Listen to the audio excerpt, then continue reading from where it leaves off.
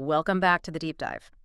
If you're here, it's because you're looking for something more than just the headlines. You want the real substance, sure, but you're also looking for those moments, those hmm shifts in perspective that just make you see everything a little differently. And that shift is exactly what we're getting into today. This isn't really about current events, not directly. It's about the filters, Mm-hmm. the lenses through which you process all events. The sources we synthesized for this one are, they're rigorous. I mean, Well, they're dense and honestly pretty challenging. it's a deep exploration of consciousness, of existence, and of social power. Right. Okay, let's unpack this. The core idea, the thing that ties all of our source material together today, is it's both simple and at the same time really radical. Hmm. It basically says this: you don't live in the world as it is. You live in the world as you were taught to see it. And that's not just, a philosophical thought experiment. This is about an active historical process that has already edited your reality before you even had a say. And that forces a really uncomfortable question, doesn't it? It makes us confront this idea that our sense of individual freedom, it might be more of an illusion than we think. We're looking at the fundamental worldview, the very framework that organizes meaning for you, that defines what justice is, that dictates your ethics. Yeah.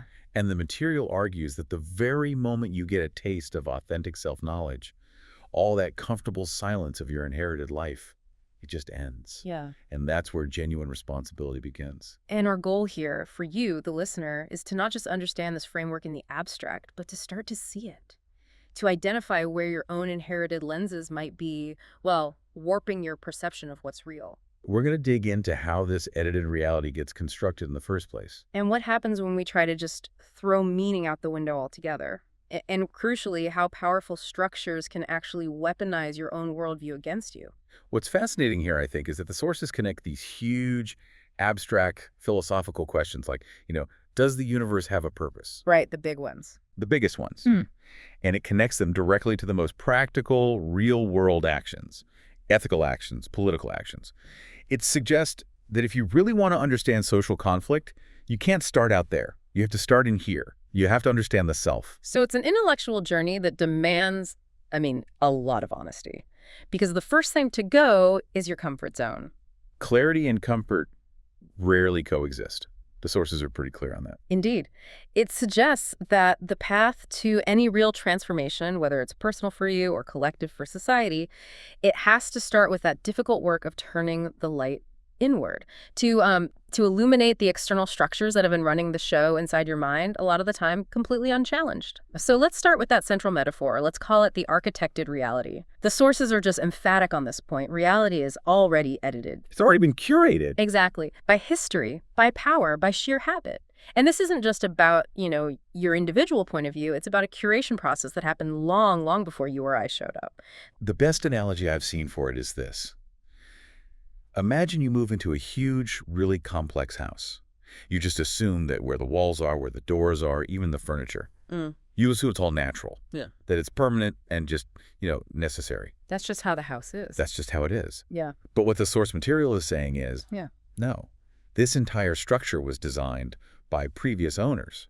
And it was designed for their convenience, sometimes even specifically to limit your movement and all your current habits, the way you walk through that house. Just adaptations to an architecture you never chose. That makes the next insight from the sources pretty chilling. It's a profound observation. It says, most people never choose their beliefs. They inherit them. And then spend their lives defending what they never examined.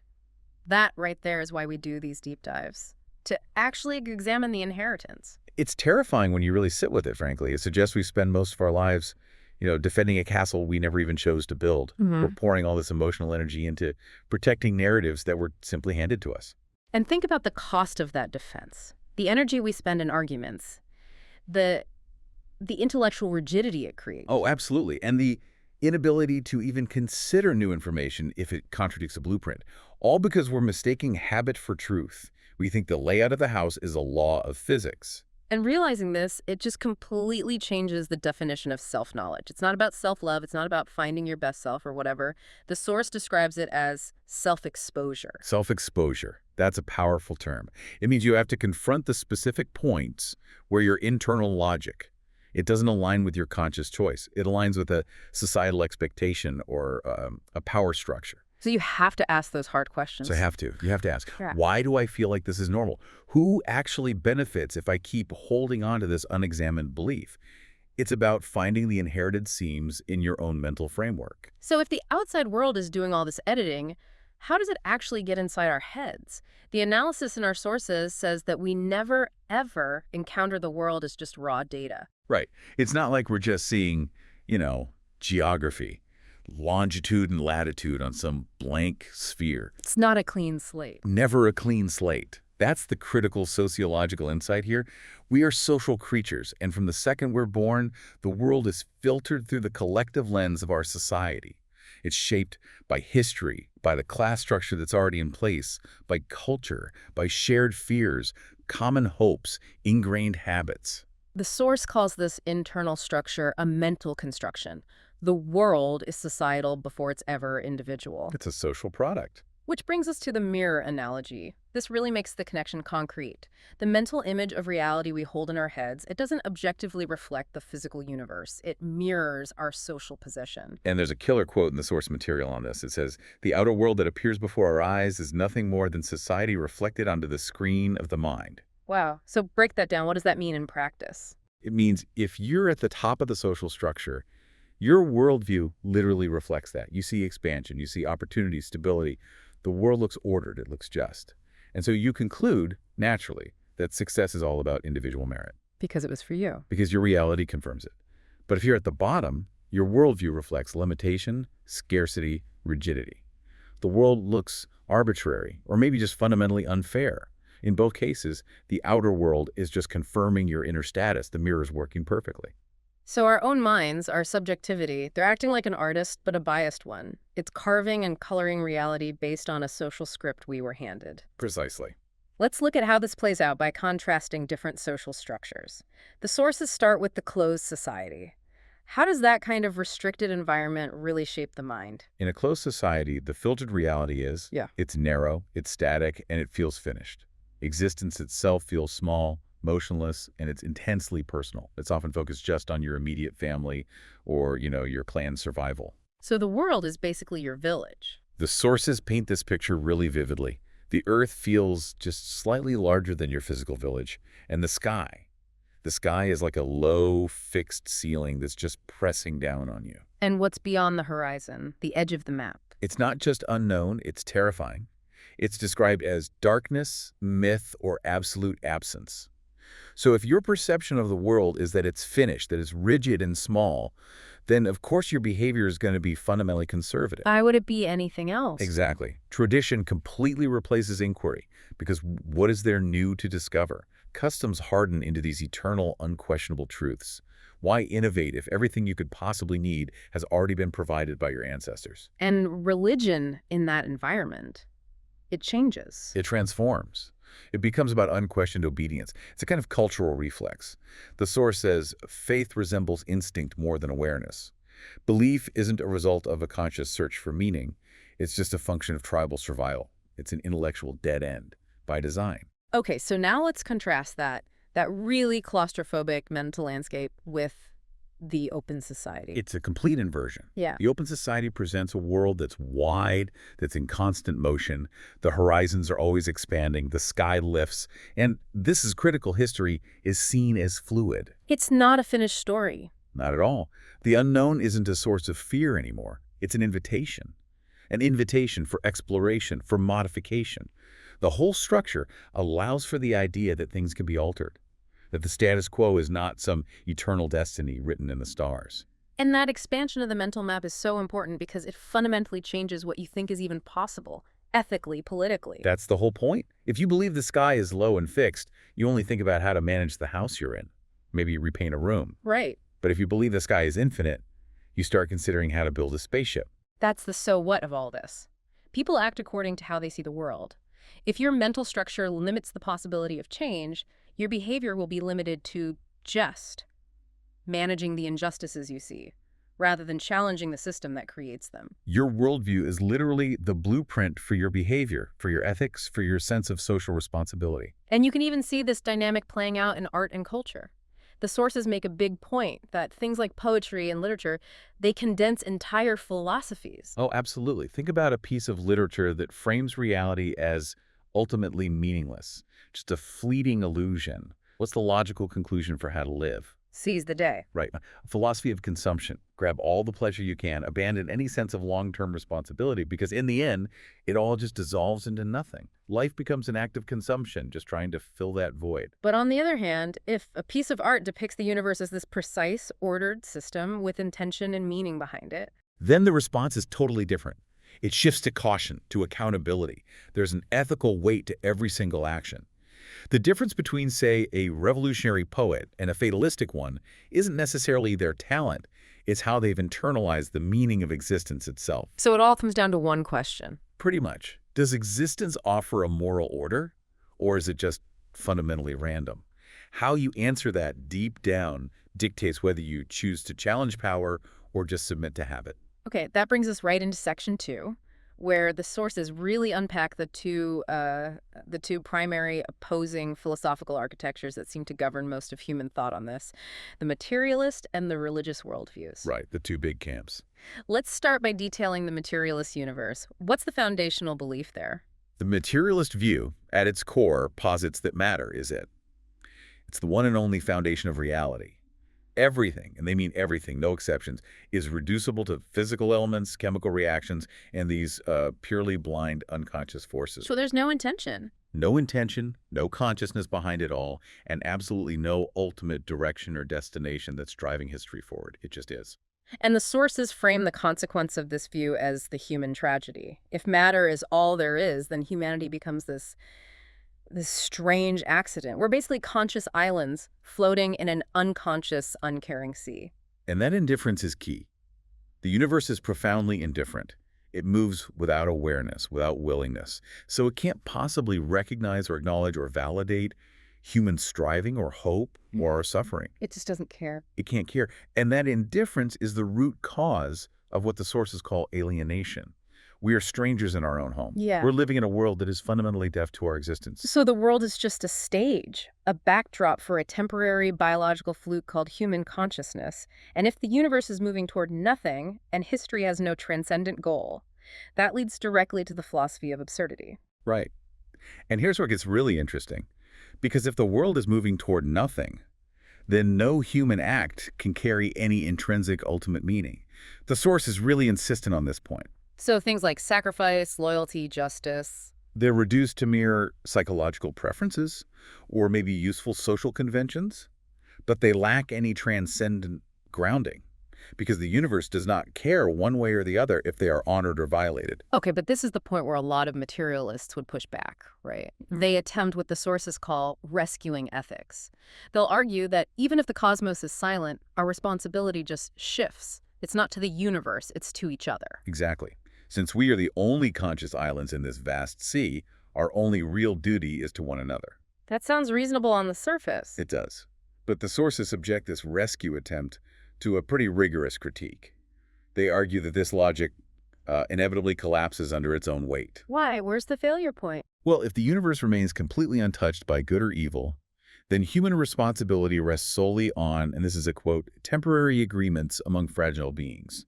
The framework is just inherently vulnerable. So walk me through that. Okay. So if I choose to sacrifice my own self-interest for the good of the group, and the universe is silent, my sacrifice has no external validation. It's just a choice I made.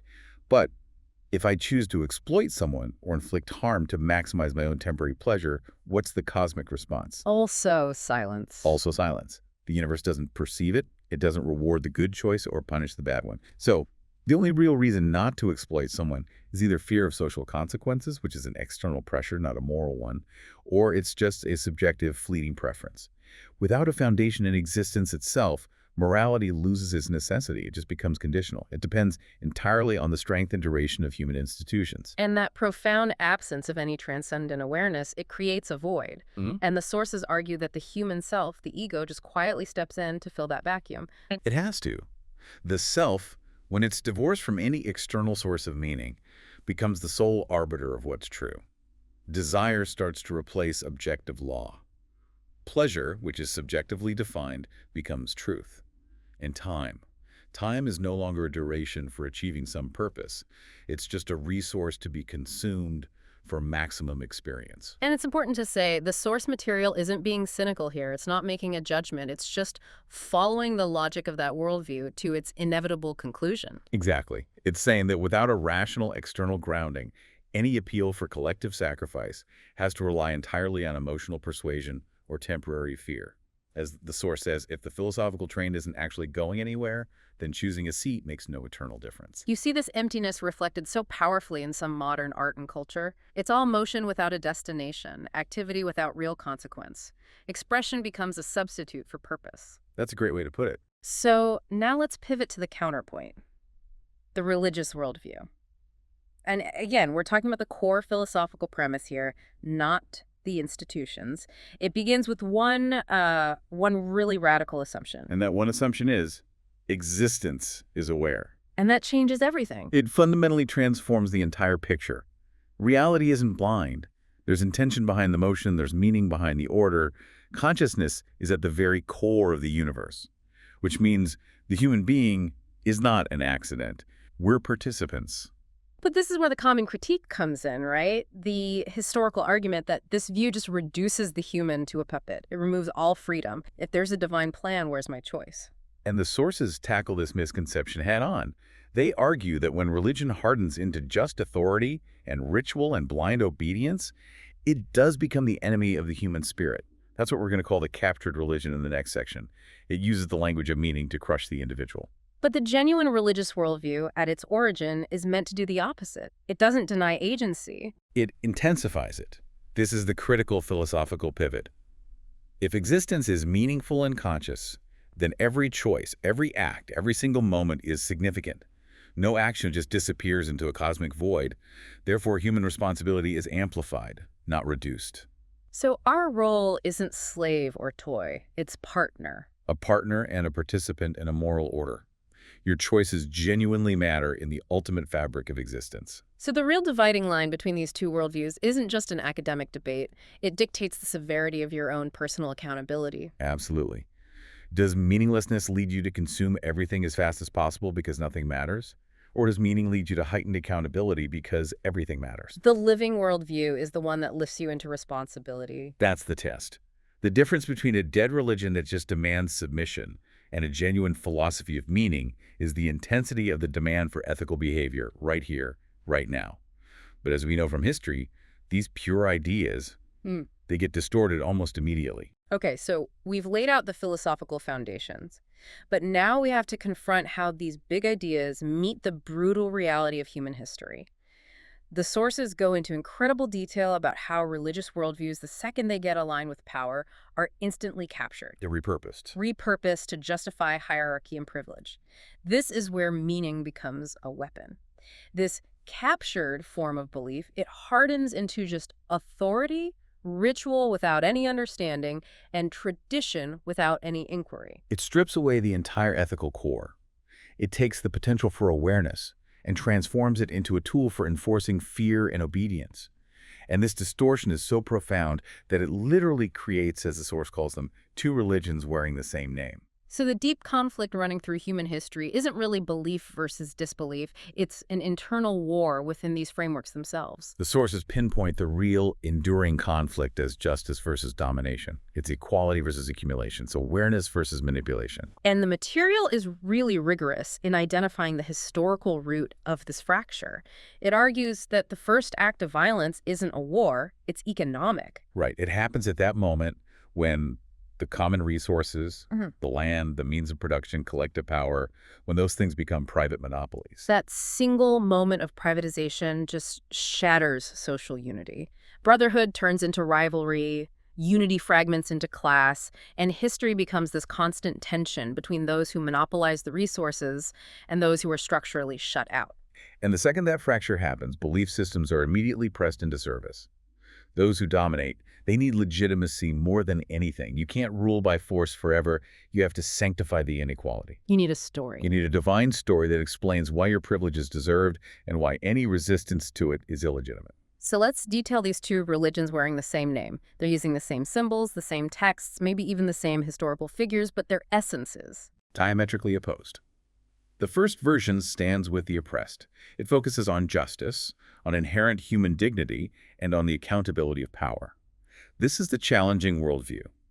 It demands that the powerful acknowledge their limits and that the rich share their responsibility. And then the second version. The second version stands explicitly with power.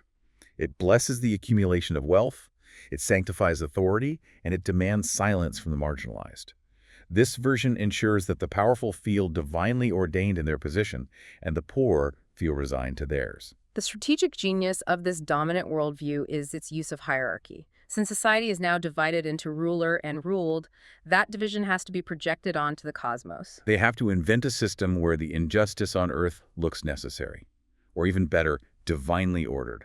Okay, so this is the complex term we really need to break down. Theology becomes sociology. What does that actually mean for the listener in practical terms? It means that the organization of heaven becomes a perfect mirror of the organization of the ruling class on earth.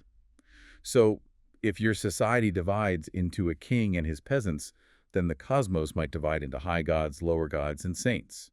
You create ranks of souls. So the inequality on earth. The king's supreme wealth is explained as a necessity in heaven. It's the king's divine destiny. If power is centralized on earth into one emperor, the divine structure becomes monotheistic, but intensely hierarchical, demanding unconditional obedience to the earthly representatives of that one divine authority. It's a mechanism to make the ruling class untouchable. So the worldview of unity, the one that proclaims existence is one, humanity is one, dignity is indivisible, that worldview is inherently revolutionary then. It's incredibly dangerous to power because it rejects the idea that injustice is natural or divinely willed. It insists that no human is born superior to another and that the flow of meaning and responsibility is equal through all people. It levels the social playing field by challenging the celestial justification for privilege. And the worldview of division, conversely, is the one that enables domination. Yes. It invents these ranks of souls, these sacred elites. It projects hierarchy onto the cosmos to make the injustice down below look like an ancient, unavoidable reality. This is how ruling classes have always maintained both wealth and force, while also maintaining legitimacy. They make their position seem eternal and sacred. So when domination succeeds on the ground, belief is forced to ascend to the sky in this twisted, distorted form. And the result is the ultimate corruption of faith, which the sources call religion as anesthesia. This is the end point. The ethical core of belief is completely gone. The worldview becomes a narcotic, a drug used by the dominant class to manage the population. It calms the oppressed with promises of future compensation. Your reward will be in the afterlife. Which prevents transformation here. It prevents it right here in this historical moment. And just as importantly, it empowers the oppressor.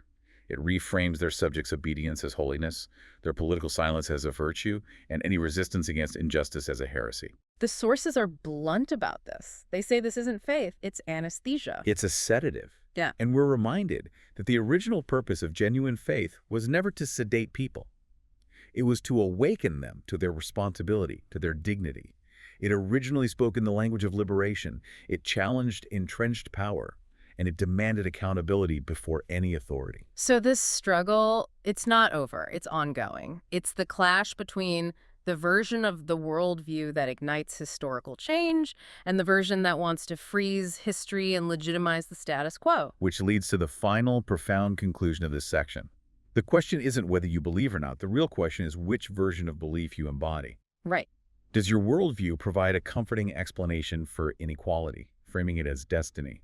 Or does it serve as a relentless tool for exposing it as injustice? We've analyzed the external architecture of reality and the social conflicts that shape it, but the sources are really insistent that all that analysis is useless without an inward turn. It's just an academic exercise otherwise. Right. The assertion is, transforming society without understanding the self is pure illusion. Analyzing historical injustice without confronting your own consciousness, that's just evasion. The individual self is the critical battleground. That's the arena where all these external structures actually operate, often completely unnoticed. So self-knowledge gets redefined again. It's recognition for responsibility. What does that mean exactly? It means locating your precise position within that matrix of power, wealth, and injustice. It requires asking really honestly, who am I inside this huge mechanism? Am I a beneficiary? Am I a victim? Or am I a silent enabler? And if you lack that specific self-knowledge, the danger is, well, it's acute. You might find yourself advocating for justice while, unconsciously benefiting from the very system of injustice you're criticizing. Or you might serve falsehoods just because they're familiar. The source states it very plainly. Ignorance of the self is the most effective form of manipulation there is. Those who maintain systems of domination, the sources say, they don't fear simple anger. Anger is easy to manage. They don't fear impulsive rebellion. They fear clarity. They fear consistent, rational awareness. Self-knowledge is the first step in dismantling those inherited narratives and taking genuine responsibility for what you choose to sustain with your life. But how do you break the cycle? It sounds impossible. The source says it starts with pain, the pain of discomfort, which is a necessary kind of alienation. But we have to distinguish between two forms of it. A very important distinction. Let's detail the first one. Imposed alienation. This is the dangerous passive condition. Imposed alienation is when you're separated from your own true reality, but you don't even realize it. It means you're living by meanings that were designed by others. You're defending values that might actively undermine your own dignity or the dignity of others. And the scary part is, It feels totally normal. It feels like the air you breathe. Domination systems depend entirely on this feeling of normalcy. It's when you mistake the walls of your inherited house for the natural boundaries of the entire world. okay, so then the second form, chosen alienation, is the awakening. But it's painful. It's the deliberate step back. It's the conscious choice to dismantle your own comfort by asking, is this really me? Is this system truly just? And it hurts because it requires you to jettison familiar roles and comfortable habits. But it's the only thing that restores your agency. Liberation, the sources argue, cannot start anywhere else. It begins when you consciously choose to be estranged from the lie. So why does this imposed alienation happen so easily? We've talked about it, but let's be specific. Power doesn't just dominate bodies. It reshapes perception. Yeah. It controls how victims interpret their own suffering. It has to. It has to teach people to accept their chains as natural, sometimes even as desirable. And the sources list the linguistic tricks, the mechanisms used for control. It's an active process of renaming reality. What are some examples? Power renames deep systemic injustice as patience. It labels silence or submission in the face of that injustice as wisdom. And crucially, it rebrands fear. Fear of poverty, fear of social exclusion. It rebrands that fear as faith. It's using language as a mask to hide the true nature of reality. But self-knowledge, it acts like a corrosive acid on that mask. Exactly. The moment genuine awareness enters, the individual finally recognizes that painful gap. The gap between what is the present reality of injustice and what ought to be the moral potential of existence. And once you see that gap, the possibility of neutrality just vanishes. You have to choose. You're forced to choose. Align with the lie for comfort or align with the truth, even if it brings pain and difficulty. And that explains why systems built on inequality invest so much energy and resources into preventing self-knowledge. Education gets turned into vocational training. Religion gets turned into passive ritual. Media is turned into ceaseless distraction and noise. The goal is perpetual confusion. A mind that's consumed by noise and trivial conflicts can't achieve the silence that's necessary for reflection and ultimately for resistance. So the simple act of gaining self-knowledge is inherently a political and an ethical act. It demands the courage to see your own complicity or your own benefit clearly. But there's a vital caveat here that the sources introduce. Individual awareness on its own is not enough. Without social consciousness, it's incomplete. You can know yourself psychologically, but if you remain historically and sociologically blind, self-knowledge just collapses into narcissism. What's the difference? Social consciousness is the essential link. It's the recognition that your personal fate is inextricably bound to a collective structure, and that most injustice is meticulously organized. It's not just a series of random, unfortunate accidents. Without that wider lens, self-knowledge becomes self-centered. So a person might say, I am free, while being totally oblivious that millions are trapped by the very mechanisms that enabled their freedom. Or they celebrate their success without ever asking what the societal cost of that achievement was. And this leads right to the source's blunt dismissal of neutrality. Neutrality is not objectivity, it's a myth. It's a myth invented by comfort to avoid confrontation. Consciousness requires radical honesty about where you stand. Are you actively shaping reality through ethical action, or are you just passively being shaped by the momentum of the status quo? The moment individuals recognize that their private, personal struggles are actually symptoms of these massive structural patterns, that's when real change becomes possible. Because dominant systems thrive on fragmentation. They want everyone isolated in their own little house. Unity of consciousness is the ultimate threat to any hierarchy. Let's dedicate some serious time now to the specific mechanisms of exploitation that hold these structures up.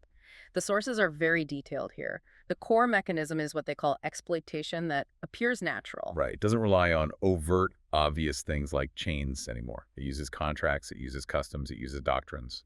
And exploitation is perfected when the people being subjected to it stop naming it as exploitation. It's evolved. The system has gotten smarter. It moved beyond just raw physical force to highly sophisticated ideology. It transformed physical domination into psychological consent. And we have to see this evolution not as progress, but as a refinement of control. Modern exploitation often hides behind the language of productivity or efficiency or just the market. It praises limitless growth while quietly extracting the human spirit. And the most resilient structures are the ones that the exploited are convinced to defend themselves. And to recognize it, to dismantle it, that requires the fusion of that self-knowledge we talked about and social consciousness. It's the realization that your personal integrity demands that you stand where dignity stands, regardless of the cost to your personal comfort or security. This is the definition of a living worldview. Belief as an active position, not a passive identity. The sources detail 4 specific, really nuanced methods that are used to maintain hierarchy without needing continuous visible violence. Let's break down each one. The first is distraction. Distraction is the perpetual fracturing of attention. The goal is to make sure nothing is ever seen clearly, that no single issue can command enough mental energy for a sustained critique. This is achieved by consuming all our energy with trivial conflicts and secondary debates. Can you give us a modern example of that kind of distraction? Sure, think about the endless, often completely inconsequential cultural debates that flare up every day online. This manufactured outrage over non-essential details. The conflicts are loud, they're emotional, but they just circle without consequence. And they prevent the necessary silence for reflection on foundational issues, like the distribution of actual power or wealth. It's all The noise. sources say the domination systems specifically create perpetual noise to make deep reflection and silence impossible. If you are constantly busy, you are rarely aware. Okay. The second method is distortion. This is the active emptying of essential concepts until they lose all their ethical meaning. The word stays the same, but the meaning has been hollowed out. For example, justice becomes charity. This shifts the focus from systemic change, what is owed to people, to temporary relief, which is what is given as a gift. And freedom. Freedom becomes consumption, the ability to buy things, rather than the ability to participate in your own self-governance.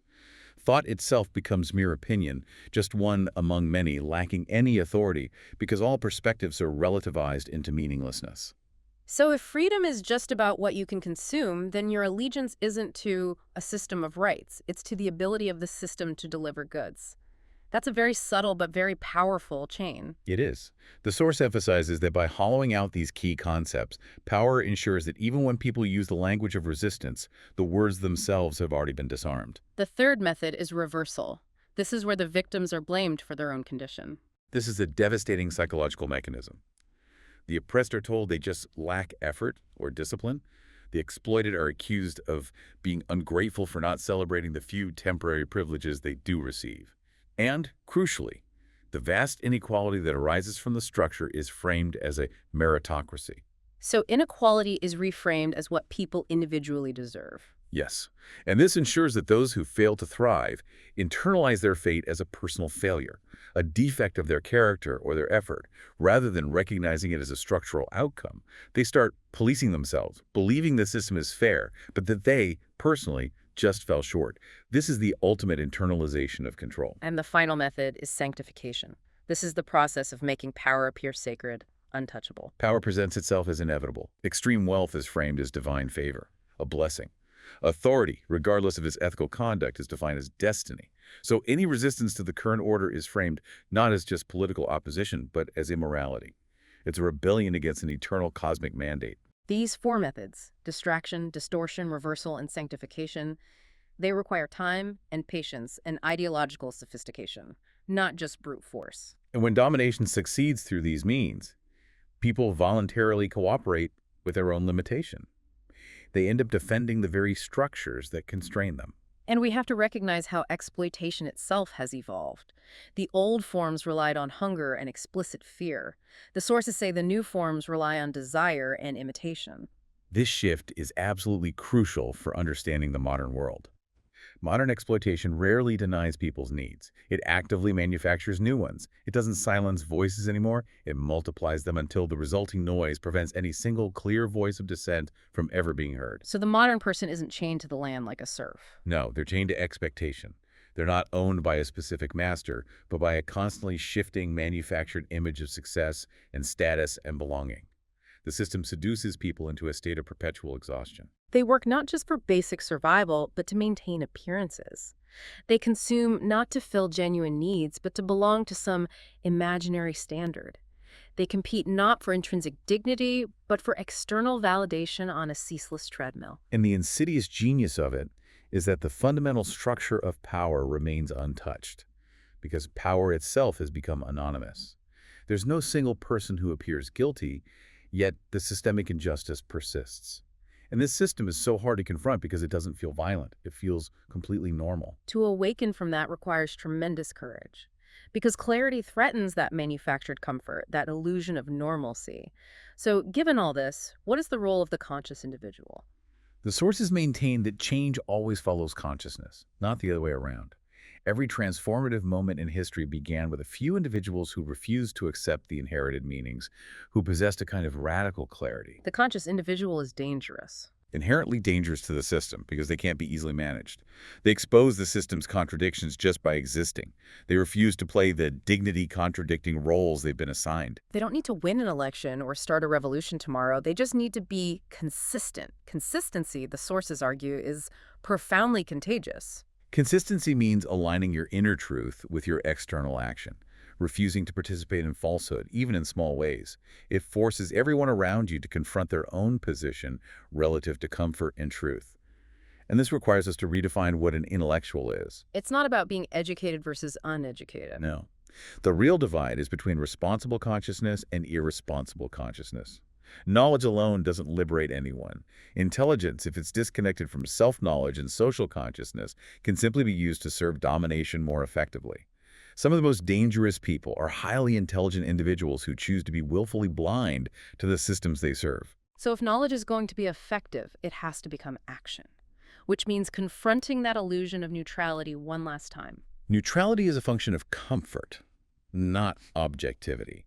In a system that's built on injustice, merely to speak clearly, to refuse to use the distorted language of power, that is already an act of resistance. So the sources provide a very clear final instruction to you, the listener.